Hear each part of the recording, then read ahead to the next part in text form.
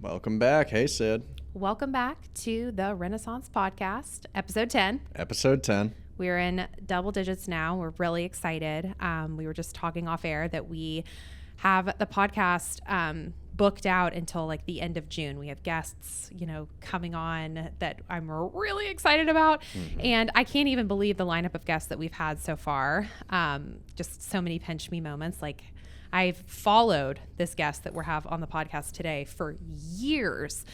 She's been blogging since 2008. I've probably followed her since 2014 or 15. Yeah.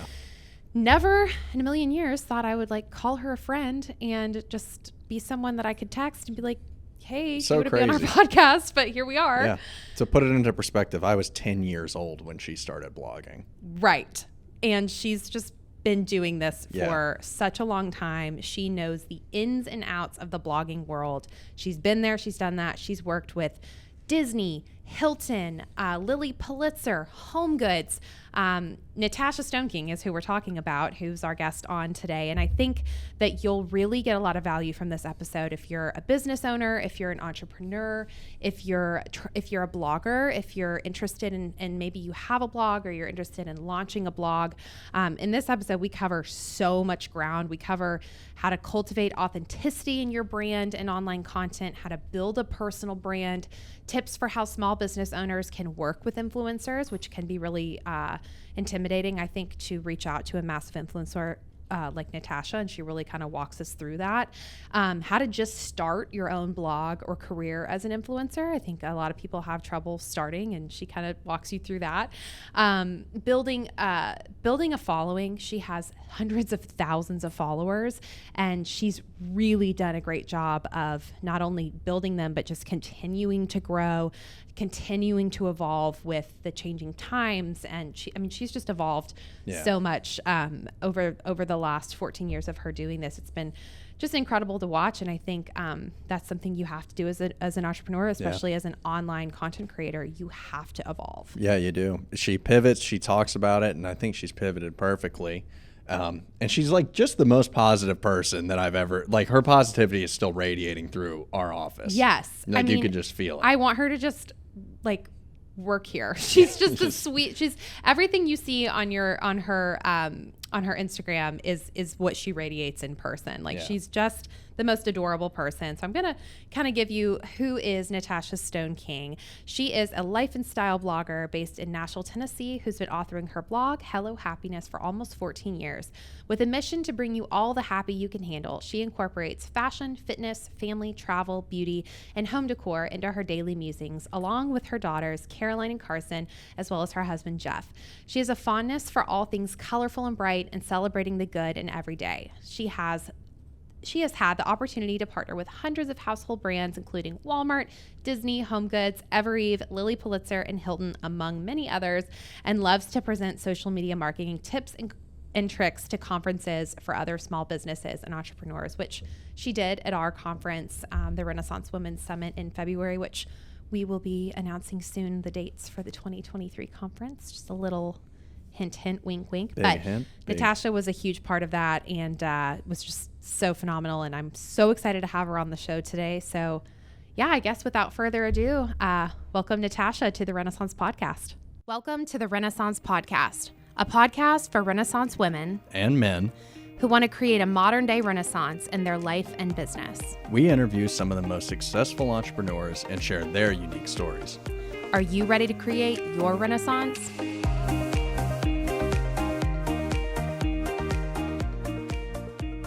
Welcome back to another episode of the Renaissance Podcast. Episode 10, here we go. Episode 10. Whoop, and whoop, whoop, we got a whoop whoop in the background, and that's totally kind of lets you know who we have on the podcast today. Just the most sparkly, amazing, colorful person, I think, in Nashville. We have Natasha Stoneking here with us today in studio. Yay! Thank you guys for having me. I'm so excited to be here with y'all. Thank you for coming on. We're so excited for the sunshine and happiness that is you and your brand. It's definitely what we need. You are really, I go to your stories and I just literally, it fills me up.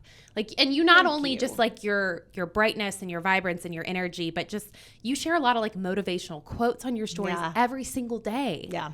Is that just because you see them? Like, where are you finding them, by the way? They're so beautiful. I get a lot of DMs about that. And believe it or not, I started keeping a quote journal in college. I still have it. It's yellow, believe it or not. And I used to write down every type of quote and inspirational, kind of motivational thought that I found. And a lot of my very first one was actually from Sarah Jessica Parker in Sex and the City. And it talks about, I'm looking for real love, inconvenient, consuming, all of that. But anyways, that's where I started it. And I've continued to post it on my blog and my social media. And I feel like it really helps people kind of set the tone for their day. It does for me as well. Pinterest is my go-to where I find all of that. And I just share it. And then I have a quotes highlight on my Instagram. So you can reference that. I put it in my email newsletter each week. And it just kind of helps me get into a positive kind of affirmation and outlook for the day ahead. And I feel like your audience truly looks forward to those because it's just become a part of your brand. Yeah, it's a part of who you are. It's what you've done from the get-go. Yep. Well, speaking of from the get-go, you have been blogging for 14 years. I know. That's incredible. I feel like a dinosaur. You are an OG in this space. It's so crazy to think that. I mean, so what was that, 2008? 2008, April 2008, yeah. Wow. Okay. So what were you doing in 2008 that made you launch this? Because that is, I feel like in 2008 it was like Facebook was just becoming a thing. MySpace was still a thing. Oh yeah, your top what, 6? Your top 6 with the pictures. Yeah, that's so funny. You had the music that you had to. Oh yes, the music. Oh yeah. So what made you start the blog? Honestly, so I graduated college in 2005 and I started working for a big corporate consulting firm. And it was a big government contractor, so I was submitting proposals and statement of qualifications, and I was planning industry conferences all throughout the country. And so it was very non-creative, as much as a marketing person could be in that role. And I just wanted an outlet, to be quite honest. My background was advertising and marketing, and I just really felt like I wasn't being able to use what I loved. And so I started Hello Happiness at that point. Actually, it was called A Day in the Life at that point. But, there was no monetization. There were no partnerships. There were no collaborations. And it was just an online journal for me to talk about what was going on in Nashville, if we were going to steeplechase that week, or what I was cooking, or, if we were going to the beach, where we were eating. And it was literally a day in my life. So it was nothing, fancy, but it was a way for me just to write and get that out there. And you never stopped, right? No, there was never never stopped. a lull. See, I feel like that's the key. Yeah. It's like a lot of people started blogs maybe a little bit back then and then stopped, or they do that now.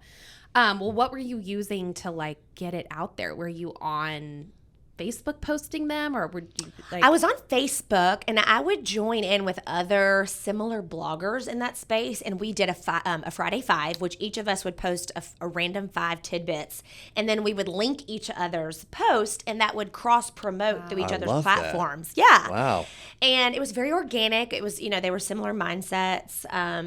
And honestly, it was just very word of mouth. There weren't a lot of bloggers back then. Yeah. And when I kind of gained traction was when I started wedding planning. And that was really when Pinterest was starting to get very popular and people were following it for wedding boards and inspiration. And so that's how I kind of gained my first audience in a sense. And a lot of those ladies still follow me to this day, which is crazy that they still find me relevant. That's incredible. Through all the different chapters of my life. But that was really when it kind of took off. So do you find, one of the questions Walker and I wanted to ask you was launching a blog then versus now? Yeah. What do you think the differences are there?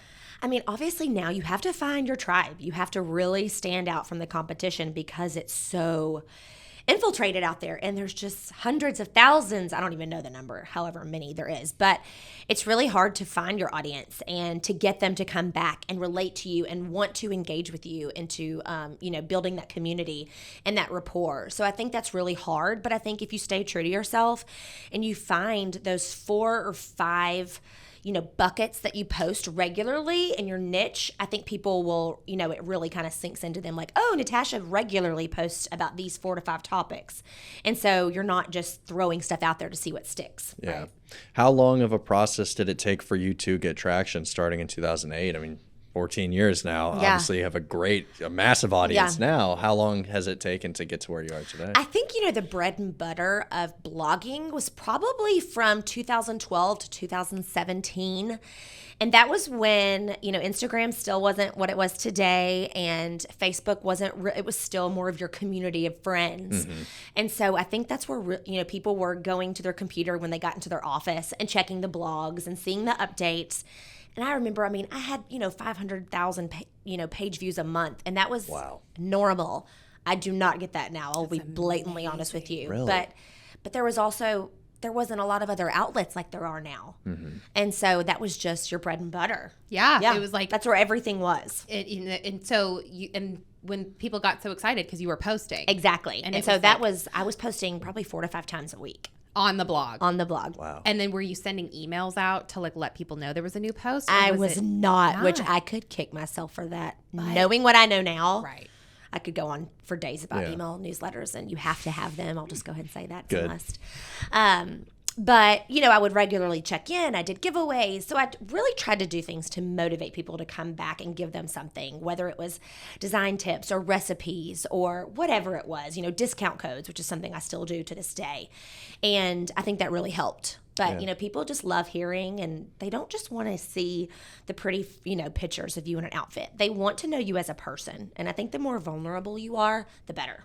Right. Okay, so 2 things I want to ask you, because you're a marketing person. And that's why I really wanted to have you on the show, because it's like there's so much more than just Instagram when it comes to building a business. Absolutely. And I think a lot of bloggers, they just live on Instagram. Yes. So what are your thoughts on that, with a new blogger? Because that's, it's kind of controversial. Yeah, it's absolutely. Like, oh, well, no one reads blogs. They're just scrolling their feed, but you're beating that. Yep. I would absolutely say that's the wrong way to go. First and foremost, we all know Instagram changes their algorithm all the time. Yeah. So once you master it and you think you have it figured out, they change it again. And you're back to the bottom of the barrel trying to figure out what in the world to do next. I have been taught this from so many industry professionals from day one, and they said, your blog is the only platform, as well as your email newsletter, that you own, that you can do with it whatever you want to do. And that gives people a landing page to find you no matter what. And so even if you're only posting sporadically on your blog, I would highly encourage anyone and everything in this type of social media role to have a space for that. Whether it be, you can always find things that are going to convert better. Like my travel guides, people go to that. Those are long-standing relational type posts that, I did stuff for Paris last month. And so it's kind of like, that's going to live there, and people can reference that whether they're going this year, 5 years from now. Right. So you want to think about things with longevity, not necessarily something that's on sale at Nordstrom right now. You know what I mean? Recipes always convert really well. Home decor and design does exceptionally well. Things to pack on your packing list. So you just want to think what's going to last. And that's what you really want to focus on, rather than just, stuff just to put it on there. That's a really good SEO tip. It is. Evergreen content. That can evergreen. See, that sounds even more professional. Fancy marketing terms. Exactly. Sydney loves to use evergreen. I love it. It's great. I'm going to be using that. It's now. good. That's exactly what you were just saying. Well, I like that, and I think that's so important to diversify what you're posting. Yep. I love longevity for a blog, and then use an email to promote the blog and things like that. And then social media, use that for short form, your stories, your outfits of the day, all that stuff. I love it. Yep. I think that's so great. Well, I want to talk about collaboration with you because I feel like you were doing that in 2008 with the Friday Five. Yeah. That early days, you were like, we got to collaborate, ladies. Like, we got to. There's power in numbers. There's power in numbers. So how has that played a role in in your longevity and in your success? I think always sharing others and introducing people to, whether it be other entrepreneurs or other bloggers that I read and I focus on or I have relationships with, I think that's extremely important. It can be very isolating in this type of role and environment, as you guys, are well aware. And so I think when you find like-minded people who you connect with, it's only natural to share that with your audience, because you're like, oh, you may like them as well. And I've developed some really, long-lasting friendships like that. And there's just power in positioning yourself in front of someone else's and getting them in front of yours. And it adds value all around. And it's like, it's the girlfriend thing to do. Why would you not? Yes. Right. Why would you when not? people are coming out with, their own lines or their own collaborations, I am more than willing to promote that and get excited for them. And they do the same for me. And so I think that's really important. I love that. So with you, do you remember your first brand collaboration that you did for monetization? Oh my gosh. For so long, I kind of strayed away from that because I was so scared of what that would look like to my audience. Of looking, she's selling out. Now she's, monetizing this. And so it took me, I was probably a late adapter to that, to be quite honest. I think one of the main ones that really got me excited, first and foremost, was Homegoods. Right? That was pretty That's big exciting. deal for, little old me. Way back when, and I look back at some of the imagery, and our phones did not take great imagery back then, and I'm not a professional photographer by any sense of the imagination. And the things that I put up, I'm like, why did they hire me? But they did, and it was relatable. And I think I had like a $500 shopping spree, and I was to reinvent a space in my home. Wow. That's So really cool. it was really cool. That was Yeah. one of my first big ones that I was like, whoa, Homegoods, Yeah. Because you're such a Household creative name. person too. Like it's like I know you were like total creative brain. Yeah, That is you. I do love it. Well, what is your content creation process like? Sometimes it's literally throwing things on the ceiling and seeing what sticks, I love it. And sometimes it's me sitting in my office with my assistant Ashley and us strategizing on monthly content calendar and seeing what that looks like. Obviously we have Mother's Day or things that are coming up, Father's Day, and those are things that are obvious. You want to talk about those things. Or 4th of July, I better talk about, red, white, and blue. Right. But it's also relevant to seasonality and time frame and what's going on in the industry. What would be different? People are traveling a lot in the summer, so let's talk about summer bucket lists. Let's talk about places you may not think to go with your kids. But I think it's just really being upfront and honest in things that you're passionate about so that you want to write about them. I love that. Well, so I want to talk about small business because I know that's a passion point for you, and as it is for us. And I mean, you're such you love small business, but you work with, like we were saying, Homegoods, Hilton, Lily Pulitzer. You go to Paris with brands. It's so incredible. But at the same time, you support people like Wendy with Sprayed Nashville, who's our 2022 Mona Lisa, which just warms my heart in so many different ways. And what you've done for her, I mean, the case study we have for that with influencer marketing is just incredible. That's awesome. And for those that don't know, Natasha basically has Wendy come. She's the mobile concierge spray tan gal of Nashville. She's amazing. Pink van. So great. She comes to Natasha's house and gives her spray tans, and Natasha shares about it on her Instagram. And it was like we got one story, and she was booked for 3 weeks after one story. And it's incredible, the reach that you have. So what would your advice be to a small business owner that, wants to work with an influencer? Yeah. First of all, don't be afraid to ask. You have to ask for the business. You have to ask for the sale. And if a lot of these, business owners hadn't reached out to me, I may never have had some of the partnerships that I've had. And I've actually cultivated a lot of those small business relationships into some of my most lucrative and long-term business relationships. And people would say, oh, I would never work with them. Their budget's not, XYZ. Well, it may be one day. Right. And if you help them to get there, they're going to remember that. And I have had some really incredible entrepreneurs that have, seen what I've been able to help with them with, and they come back and they pay it forward. And so I think don't be afraid. Everybody starts with 0 followers. So it doesn't matter if you have, 10,000, 100,000, a million. Everybody starts from the same place. But you have to be willing to hear no. Yeah. I hear no all the time. Still now, all the time. Really? Yes. Wow. But you can't take it personally. It's business. Yeah. And, I think that's something throughout my blogging career, then I started an online children's store and ran that for 4.5 years. And I know firsthand what it's like running a business and being the marketing person and being the shipping expert and being the accountant and doing all of those things. And when somebody places their confidence in you and they order and you hear that ding, there's nothing like it. There's a quote that says they're behind the screen doing a happy dance, and it's absolutely true because you're changing their life. And so I think that's really where my focus for small business and kind of pushing that really kind of stuck with me.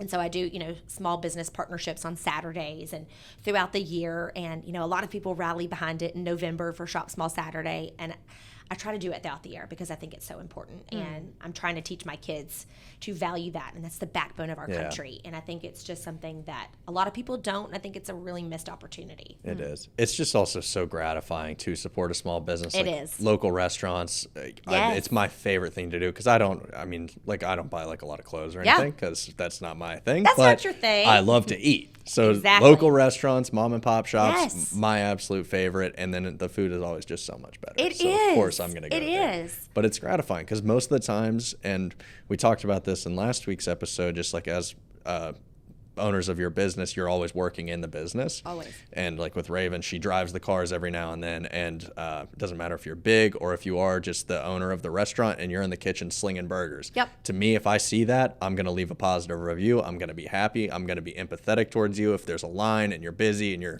a little bit short with me, I get it. I'm empathetic and I'm happy. I'm glad to support it. So I'm the same way. I always try to shop local, support small. And it's cool to see other people doing the same thing. It is. I love that. It's really cool. Well, I want to kind of go back to when we were talking about email marketing, because I knew that lit you up a little bit, and you were like, I got to talk. So that's a service we offer at Renaissance, and we've had clients in pitch meetings be like, email? I know, right? It's dead. And I'm like, no, it's not. No, you're just not doing it right. You're missing the mark. Exactly. So what would you say? Because I know you were like, you got to be doing email. Yeah. Is that a huge website traffic driver for you? Absolutely. Every Friday I do a recap. And it's me sending out my email newsletter. It has just a random kind of hodgepodge. We call it the Slice of Happy. And it's me talking about what's going on in my life this week. It's sharing tidbits from the blog that you may have missed.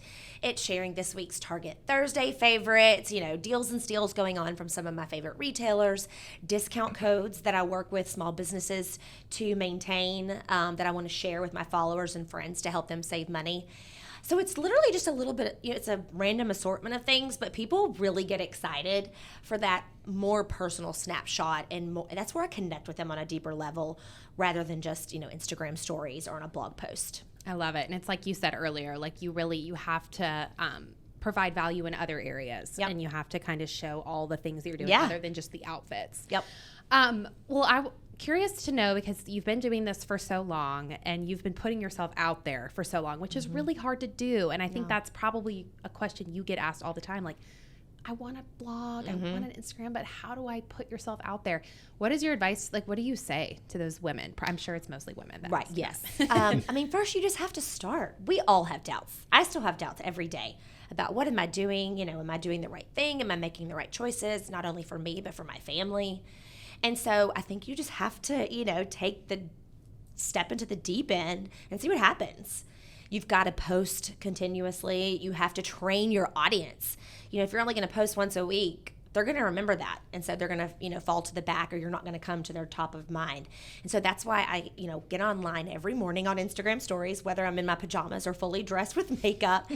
You just show up. We do coffee chats, and it's talking about what's going on, in my life or throughout the world, or things that are occupying my mind. But I think you just have to get out of your head. You have to get out of your own way, because we are our own worst critic, and everyone knows that. And so, you may think people are thinking this, but they're really not. They're actually just listening to they're what you're actually saying. just listening. And they're really drawn into it. You have to chase your dreams. Yeah, that's right. Well, is there anything that you do? Because I know health and wellness is a big part of your life. Like, I love that you share, like, this morning and yesterday morning, it was like your post run, and you're sitting on your stoop, and you just got the girls, just went on a run, got the girls to the school bus. It was so cute. And I love that, because I'm a new mom, and I'm like, how does she balance, like, working out, eating healthy, managing a home, running this incredibly successful business? Like, I'm asking you like 18 questions at once, but I selfishly just want to know, what is your, like, how do you set your day up for success? Yeah.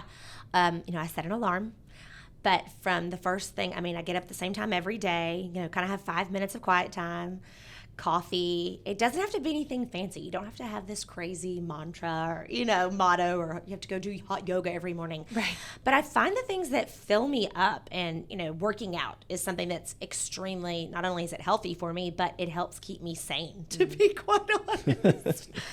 it helps me kind of get all the negativity out of my mind and just kind of focus. It obviously has, lasting benefits as well.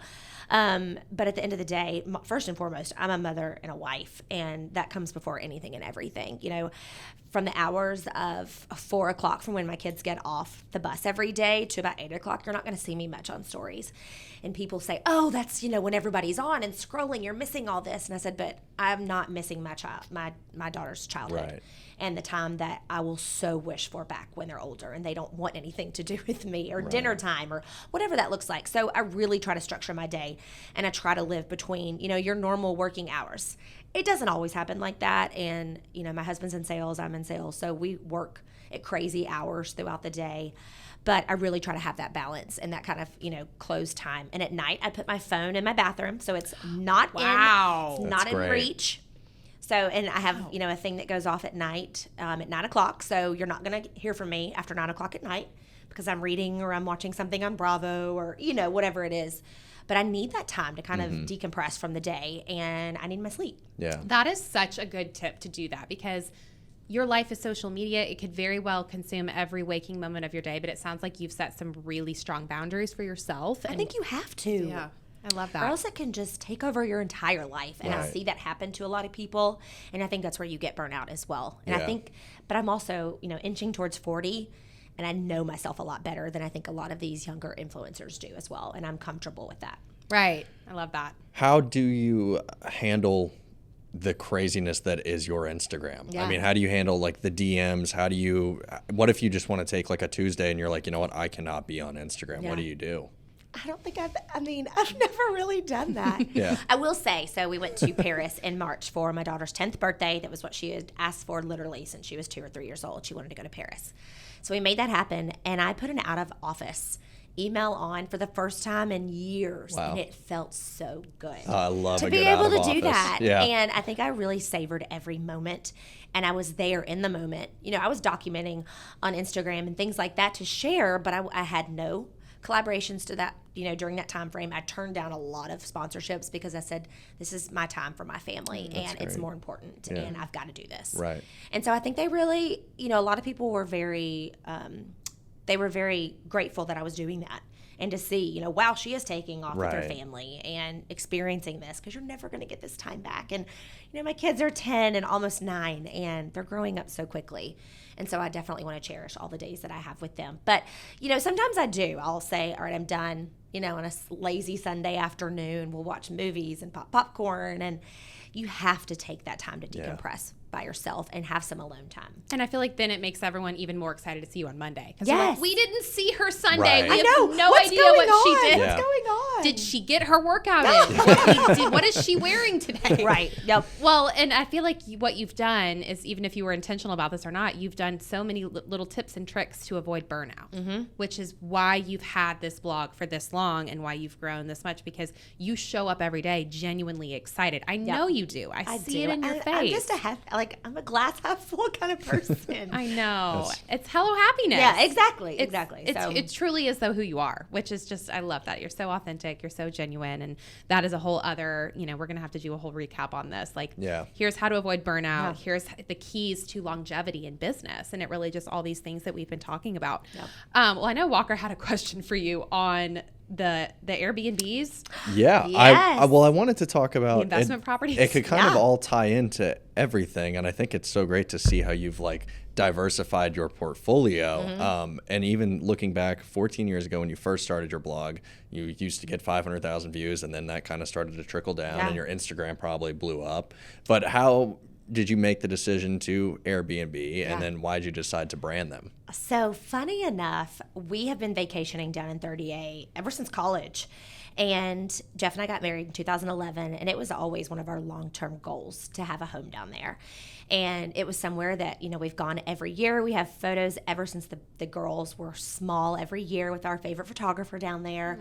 And so we always knew that was something that we would love to do, and, work hard, play harder. That's our mentality. And so we started looking into, some different properties a few years ago, and our realtor down there is fantastic, and they finally found the right one after we looked at dozens and dozens of homes, and we're like, let's do it. you know? And so I was like, I think I have a good way to kind of, diversify, like you said, Walker, and kind of bring that, people are always talking about our home because it's so not vanilla and it's so different than everything you're always seeing on Instagram. And it's filled with color. And I said, I think this would be a fun way to do that, to show people our favorite place in the world and have them come stay with us and kind of get a taste of what our home looks like, but at the beach. And so it's been a really fun, not only opportunity for our family, but for my husband and I as well. Yeah. He's very much into real estate. Him and my mom are like partners in crime in that. They're always looking at real estate together. And so they're always behind the scenes, crunching numbers and things like this. But it's been really exciting to showcase that and to show the process and just another kind of facet to this business. And it's been really successful, and it's been a lot of fun to kind of watch it develop. And then we just finished a second property in Seacrest along 30A, which is completely different. It's a little bit a quieter neighborhood. This is a single family home, whereas Rochambeau is a condo in the heart of Rosemary. So we're just excited to introduce people more to 30A and why it's so fantastic. Yeah. Well, it's beautiful. I love the Instagrams. I think it's so cool. And for anyone that is in kind of like the short-term real estate world, make an Instagram and brand your property, because it's a great... Nobody really does that. No one does that. They thought I was crazy when I said, I think I'm going to start a Rochambeau account on Instagram. And, my husband, he is not social media savvy. He is not into it whatsoever. He does not take my pictures. I would let a stranger take my pictures before Jeff. But not an Instagram husband. No. Oh, gosh. No. That's a whole nother discussion. Love it. But he started seeing, okay, wow, people are really following this and they're enjoying it. And it's a way to link your property and check the availability and see what it is. And I have a very close working relationship with the rental agency down there in Rosemary. And they said, seeing how much it was taking off and how many, rentals we were getting, they're like, this is genius. Why has no one else thought of this? Right. So that was really cool to get to do. And then we've done some different giveaways where I've partnered with local 30A businesses and done giveaways to drive traffic to their brands and businesses and get people to follow them. And then we've given stays at our homes as well. That's great. So it's been fun to get to do that. That's really cool. Do you want to come on the Renaissance team? Can you consult for us? Because, you're marketing brain, but it's like, so true.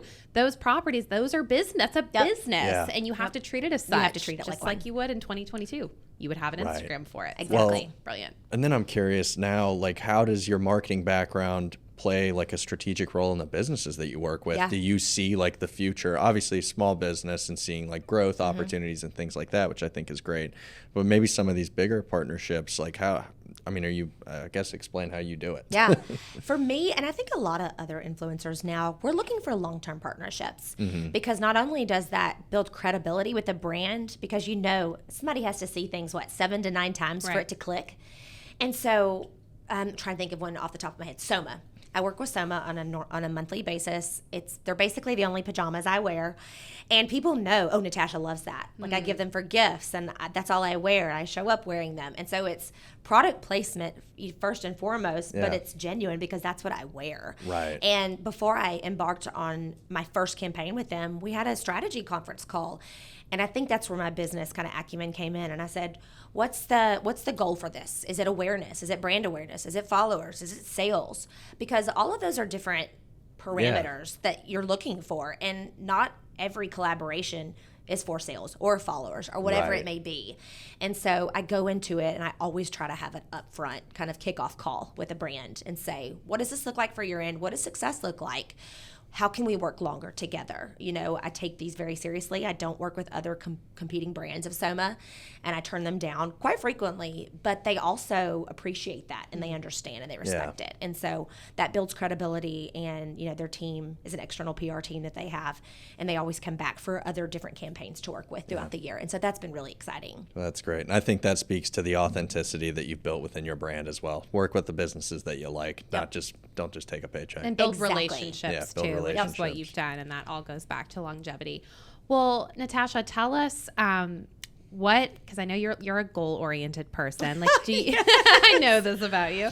So what is kind of your goals for the rest of this year look like? Like I know you've got some things in the works. You hinted out on your stories a couple days ago. You're like, can't talk about it yet, but things are coming, which is exciting. Yes, things are coming along. I've got some big partnerships that are coming up that are, just like I mentioned, going to be long-term deals. And I'm really focusing a lot on product design. It's something that kind of fills my cup and makes me happy. And I get to use my creative brain in a different way, whether it be for fashion or lifestyle or home. Kids is always something that's extremely important to me. So I'm excited to kind of diversify my brand even more and kind of see what, transpires.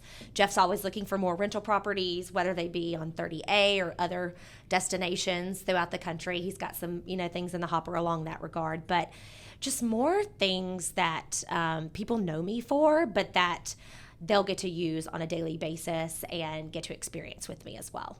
Oh, that's so exciting. And we will be following and watching. And I'm sure everyone listening already follows you. So it's like, I don't have to say, go follow her. They're like, we've followed her. Well, thank you so much for coming on. This has been absolutely amazing. Such a great conversation. Thank you guys so much. You're such a Renaissance woman. I love that. All right. Well, thank you so much. And we'll talk soon. We'll talk soon. Thanks for listening. Cheers, y'all. Cheers. Bye.